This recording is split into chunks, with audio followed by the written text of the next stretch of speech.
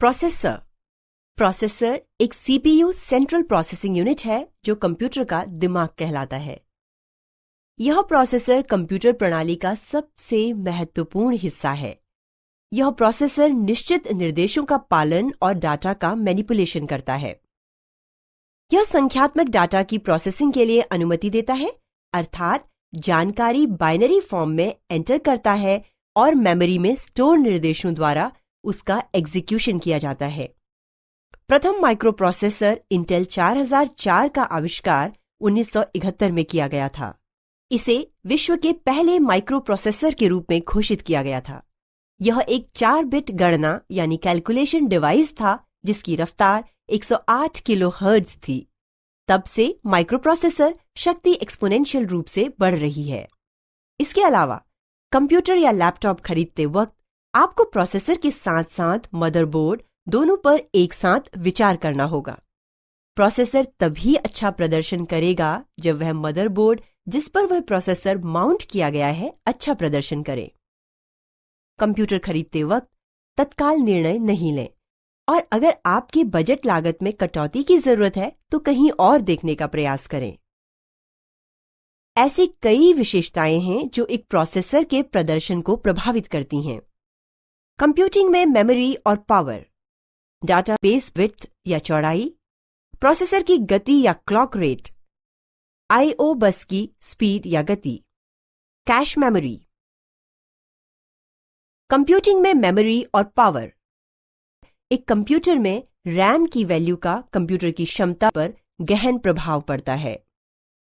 अगर वहां अतिरिक्त रैम की उपलब्धता है तो यह माना जाता है कि कंप्यूटर बड़े डाटा फाइल के उपयोग के साथ बड़े और अधिक शक्तिशाली प्रोग्राम के लिए इस्तेमाल किया जा सकता है। अधिक रैम भी कंप्यूटर को और तेज बना सकती है। कंप्यूटर द्वारा पूरे प्रोग्राम को चलाने के लिए मेमोरी में पूरा लोड करने की आवश्यकता नहीं है, जबकि मेमोरी जितनी ज्यादा प्रोग्राम के साथ फिट होती है, प्रोग्राम उतना ही तेज चलता है।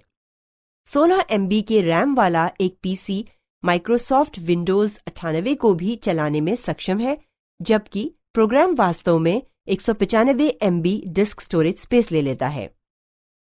जब आप विंडोज चलाते हैं, यह जरूरी नहीं कि प्रोग्राम को अच्छे से चलाने के लिए सभी फाइलें मेमोरी में लोड की जाएं।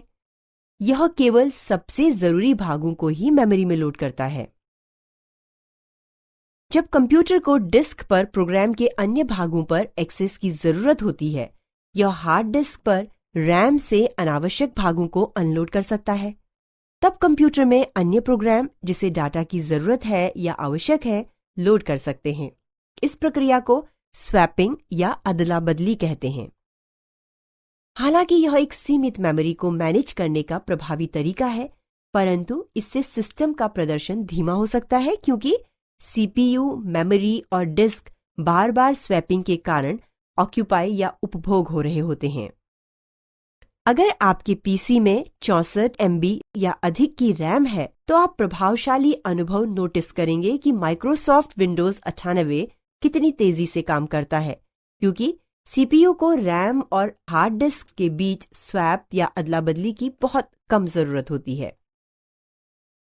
डाटा बस विड्थ या चौड़ाई। कंप्यूटर में बस शब्द का अर्थ है कंप्यूटर के एलिमेंट्स के बीच का पाथ या रास्ता। कंप्यूटर में 2 प्रकार की मुख्य बसें होती हैं, आंतरिक या इंटरनल या सिस्टम बस, बाहरी या एक्सटर्नल या एक्सपेंशन बस। सिस्टम बस मदरबोर्ड पर मौजूद होती है तथा यह सीपीयू और मदरबोर्ड पर उपस्थित अन्य डिवाइसेस को जोड़ती है। एक एक्सपेंशन बस एक्सटर्नल डिवाइसेस जैसे कि कीबोर्ड, माउस, मॉडेम, प्रिंटर आदि को सीपीयू से जोड़ती हैं। हार्ड डिस्क के केबल और कुछ अन्य इंटरनल डिवाइसेस भी बस के साथ सॉकेट होते हैं। सिस्टम बस के 2 भाग होते हैं, डाटा बस और address bus. Address bus CPU से रैम की तरफ जाती है। डाटा बस एक तरफ सीपीयू को मेमोरी से जोड़ती है तथा साथ ही सारे स्टोरेज, इनपुट, आउटपुट और कम्युनिकेशन या संचार डिवाइसेस को भी जोड़ती है। यह डाटा बस के साइज को बिट्स में दर्शाता है। जब पहला प्रोसेसर 8088 जारी हुआ डाटा बस का साइज 8 बिट्स था। यह अनुमान लगाया गया कि प्रोसेसर एक समय में एक कैरेक्टर यानी 8 बिट्स बराबर एक कैरेक्टर मेमोरी में हर बार रीड या राइट करता है। एक प्रोसेसर डाटा बस का उपयोग अपने सिस्टम मेमोरी, रैम और रोम और सेकेंडरी डिवाइस के बीच डाटा ट्रांसफर करने के लिए करता है। बिट्स का साइज यह निर्धारित करता है कि किसी एक समय में कितने कैरेक्टर को ट्रांसफर करने की जरूरत है।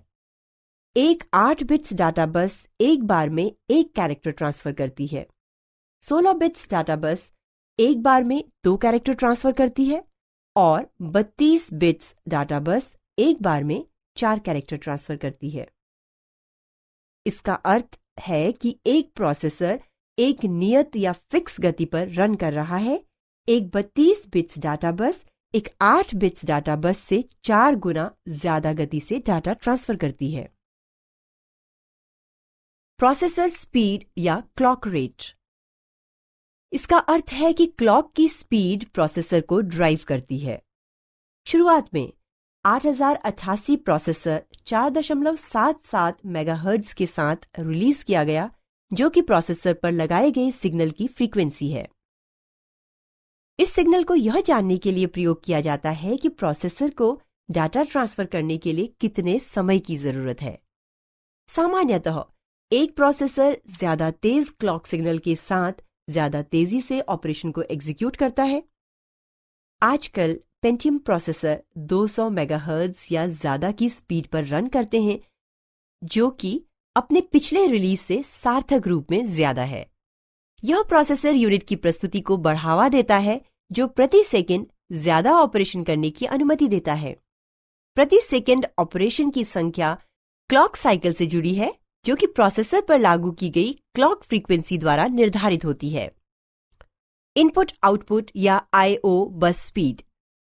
यह उस स्पीड को प्रदर्शित करता है जिस पर इनपुट आउटपुट बस दूसरे डिवाइसेस जैसे कि वीडियो प्रदर्शन और हार्ड डिस्क्स एक साथ रन किए जा सकते हैं।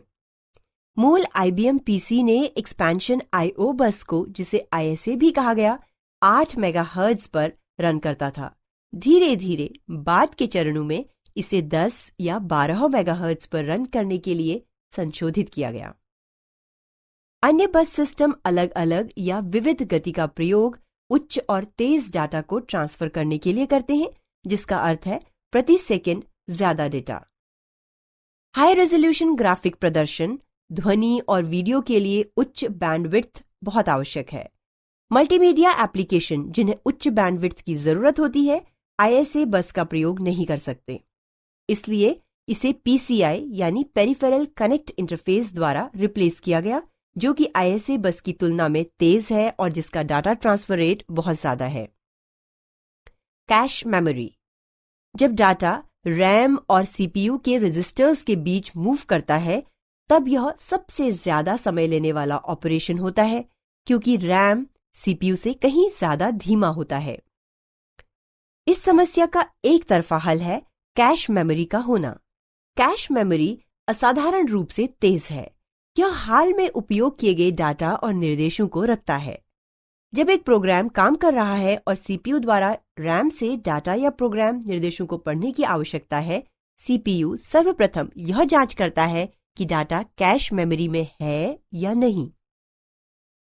अगर डाटा उपलब्ध नहीं है, तो CPU इसके रजिस्टर में रैम से डाटा रीड करता है और कैश मेमोरी में डाटा की एक कॉपी भी लोड करता है।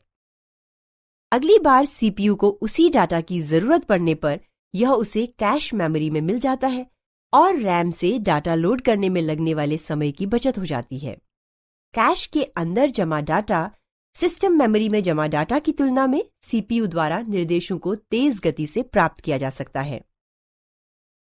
कैश मेमोरी 3 प्रकार की होती है, L1, L2 और L3। अंतर का आधार है इनका साइज और गति। L1 या लेवल 1 कैश बहुत तेज होती है, लेकिन यह भी L2 या लेवल 2 कैश की तुलना में बहुत कम डाटा रखती है। L2 L1 से तेज होता है, लेकिन L3 से तेज नहीं होता। 1980 के उत्तरार्ध से L1 कैश मेमोरी CPU में बनाई गई, पहले सीपीयू कैश 0.5 KB, फिर 8 KB, फिर 16 KB, फिर 32 KB के साथ आई। आज कई सीपीयू 256 या 512 KB L1 कैश के साथ आ रहे हैं। L2 लेबल 2 कैश सीपीयू या मदरबोर्ड में बनाई जा सकती है। कैश मेमोरी सीपीयू के जितने पास होती है यह उतनी ही तेज होती है, इसलिए L1 और L2 दोनों कैश के साथ सीपीयू मदरबोर्ड पर L2 कैश के साथ सीपीयू की तुलना में ज्यादा तेज होता है। आजकल बिकने वाले पीसी में 512 KB, 1024 KB या L2 का 2 MB कैश मेमोरी होता है। लेकिन कुछ आधुनिक प्रोसेसर्स में L2 कैश इनबिल्ट होता है, जो कि प्रोसेस को तेज बनाता है। प्रोसेसर के भाग। जैसे कि पिछली स्लाइड्स में प्रोसेसर की विभिन्न विशेषताओं या लक्षणों के बारे में विस्तार से चर्चा की गई, प्रोसेसर के विभिन्न भाग और उनके उपयोग होते हैं। प्रोसेसर के विभिन्न भाग हैं कंट्रोल यूनिट या नियंत्रण विभाग, ALU, transistors, registers. Control unit. Control unit processor का अंग है। यह उन प्रोसेसर को डायरेक्ट और सिंक्रोनाइज करता है जो कंप्यूटर के ऑपरेशन को निर्देश देते हैं और उनसे तालमेल बैठाते हैं। एक कंट्रोल यूनिट का रोल एक ट्रैफिक लाइट की तरह होता है। यह एक प्रोग्राम द्वारा पूछे गए प्रत्येक इंस्ट्रक्शन की व्याख्या करता है और फिर इंस्ट्रक्शन को पूरा करने के लिए उचित कार्यवाही शुरू करता है। कंट्रोल यूनिट कंप्यूटर सिस्टम के इनपुट और आउटपुट डिवाइसेस को कोऑर्डिनेट करता है। कंट्रोल यूनिट द्वारा एग्जीक्यूट कार्य सीपीयू के आंतरिक संरचना के आधार पर काफी भिन्न हो सकते हैं। Control unit fetching, decoding, managing, execution और उसके परिणामों को स्टोर करने का कार्य करता है। ALU। ALU का तात्पर्य है अरिथमेटिक लॉजिक यूनिट। यह प्रोसेसर का एक और हिस्सा है जो गणित, तुलना और अन्य का संचालन करता है।